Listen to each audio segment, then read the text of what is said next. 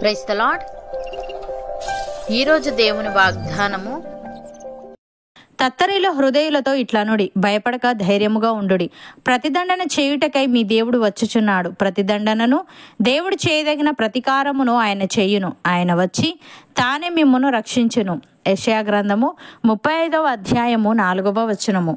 సహోదరి సహోదరులారా, భయంతో ఉన్నవారికి ఏం చెప్పాలో, ప్రజలు ఎందుకు ధైర్యంగా ఉండాలో, దేవుడు వచ్చి ఏం చేస్తాడో ఇక్కడ వ్రాయబడి ఉంది. అందులో ఒకటి, ప్రతిదండనను దేవుడు చేయదగిన ప్రతీకారమును ఆయన చేయును. 2, ఆయన వచ్చి తానే రక్షించును.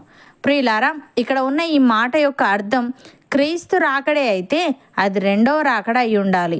ఎందుకంటే మొదటి రాకడలో ఆయన మానవుల ప్రాణాలను రక్షించేందుకు వచ్చాడు, నాశనం చేసేందుకు కాదు. ఎవరి మీద ఆయన పగ సాధించలేదు.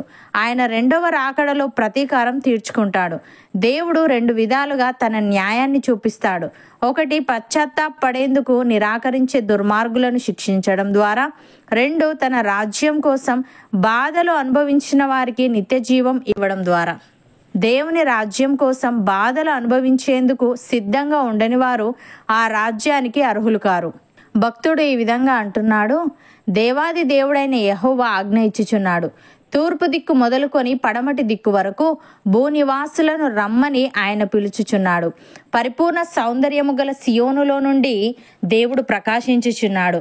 మన దేవుడు వేంచేయుచున్నాడు. ఆయన మౌనముగా నుండడు. ఆయన ముందర అగ్ని మండుచున్నది. ఆయన చుట్టూ ప్రచండ వాయువు విసురుచున్నది. ఆయన తన ప్రజలకు న్యాయము తీర్చుటకై బలి అర్పణ చేత నాతో నిబంధన చేసుకొనిన నా భక్తులను నా యొద్దకు సమకూర్చుడని మీది ఆకాశమును భూమిని పిలుచుచున్నాడు. దేవుడు తానే న్యాయకర్త అయి ఉన్నాడు. ఆకాశము ఆయన నీతిని తెలియజేయుచున్నది అని. ప్రియులారా, యోహాను ఆసియాలో ఉన్న 7 సంఘములకు శుభమని చెప్పి వ్రాస్తూ ఈ విధంగా అంటున్నాడు, వర్తమాన భూత భవిష్యత్ కాలములలో ఉన్న వాని నుండి, ఆయన సింహాసనం ఎదుటనున్న 7 ఆత్మల నుండి, నమ్మకమైన సాక్షియు, మృతులలో నుండి ఆది సంభూతుడుగా లేచిన వాడును, భూపతులకు అధిపతియునైన యేసుక్రీస్తు నుండి కృపా సమాధానములు మీకు కలుగునుగాక. మనలను ప్రేమించుచు తన రక్తము వలన మన పాపముల నుండి మనలను విడిపించిన వానికి మహిమయు ప్రభావమును యుగయుగములు కలుగునుగాక. ఆమెన్. ఆయన మనలను తన తండ్రి అయిన దేవునికి ఒక రాజ్యముగాను యాజకులనుగా చేసేదను. ఇదిగో ఆయన మేఘారూఢుడై వచ్చుచున్నాడు. ప్రతి నేత్రము ఆయనను చూచును. ఆయనను పొడిచిన వారును చూచెదరు. భూజనులందరూ ఆయనను చూచి రొమ్ము కొట్టుకొందురు. అవును, ఆమెన్. అల్ఫాయు ఒమేగాయు నేనే, వర్తమాన భూత భవిష్యత్ కాలములలో ఉండువాడను నేనే అని సర్వాధికారియు దేవుడు నాకు ప్రభు సెలవిచ్చుచున్నాడు. అపోస్తలుడైన పౌలు తిమోతికి వ్రాస్తూ ఈ విధంగా అంటున్నాడు, నా కుమారుడా, క్రీస్తు యేసునందున కృపచేత బలవంతుడవు కమ్ము. నీవు అనేక సాక్షులేదుట నా వలన వినిన సంగతులను ఇతరులకు బోధించుటకు సామర్థ్యము గల నమ్మకమైన మనుష్యులకు అప్పగింపుము. క్రీస్తు యేసు యొక్క మంచి సైనికుని వలె నాతో కూడా శ్రమను అనుభవించుము. సైనికుడెవడునూ యుద్ధమునకు పోవునప్పుడు తను దండులో చేర్చుకొనిన వానిని సంతోష పెట్టవలనని ఈ జీవన వ్యాపారములలో చిక్కుకొనడు. మరియు జట్టి అయిన వాడు పోరాడునప్పుడు నియమ ప్రకారము పోరాడకుంటే వానికి కిరీటము దొరకదు. పాటుపడిన వ్యవసాయకుడే మొదట ఫలములలో పాలు పుచ్చుకొనవలసిన వాడు. నేను చెప్పు మాటలు ఆలోచించుకొనుము, అన్ని విషయముల యందు ప్రభు నీకు వివేకం అనుగ్రహించును అని. సహోదరి సహోదరులారా, ప్రభు రాకడ వరకు ఓపిక కలిగి ఉండుడి. చూడుడి, వ్యవసాయకుడు తొలకరి వర్షమును కడవరి వర్షమును సమకూడు వరకు విలువైన భూఫలము నిమిత్తము ఓపికతో కాచుకొనుచు దాని కొరకు కనిపెట్టును గదా. ప్రభు రాక సమీపించుచున్నది గనుక మీరును ఓపిక కలిగి ఉండుడి, మీ హృదయములను స్థిరపరచుకొనుడి.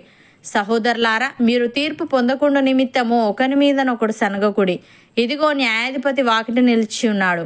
నా సహోదరులారా, ప్రభు నామమున బోధించిన ప్రవక్తలను శ్రమానుభవమునకును ఓపికకును మాదిరిగా పెట్టుకొనుడి. సహించిన వారిని ధన్యులను కొనుచున్నాము గదా. మీరు యోబు యొక్క సహనమును గూర్చి వింటిరి. ఆయన ఎంతో జాలియు కనికరమును గలవాడని మీరు తెలుసుకొని ఉన్నారు. అవును అన్నవారు నాతో పాటు ప్రార్థనలో ఏకీభవించండి. పరిశుద్ధుడా, ప్రేమగల తండ్రి, భయంతో ఉన్న వారికి ఏం చెప్పాలో, ప్రజలు ఎందుకు ధైర్యంగా ఉండాలో, నీవు వచ్చి ఏం చేస్తావో తెలియజేశావు.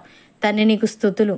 దేవా, మేము నీ మాటను తిరస్కరించక నీ రాజ్యం కోసం ఎన్ని బాధలైనా భరిస్తూ నీవిచ్చే నిత్య జీవమును పొందుకునే వారముగా ఉండుటకు సహాయము దయచేయమని నీ కృపచేత బలవంతులమగుచు నీ యొక్క మంచి సైనికుల వలె శ్రమను అనుభవించుచు నీ నామమున బోధించిన ప్రవక్తలను శ్రమానుభవమునకును ఓపికకును మాదిరిగా పెట్టుకొని మా హృదయములను స్థిరపరచుకొనుటకు కృప చూపమని అన్ని విషయముల యందు వివేకమును మాలో ప్రతి ఒక్కరికి నీవే అనుగ్రహించమని యేసుక్రీస్తు నామమున ప్రార్థిస్తున్నాము తండ్రి. ఆమెన్.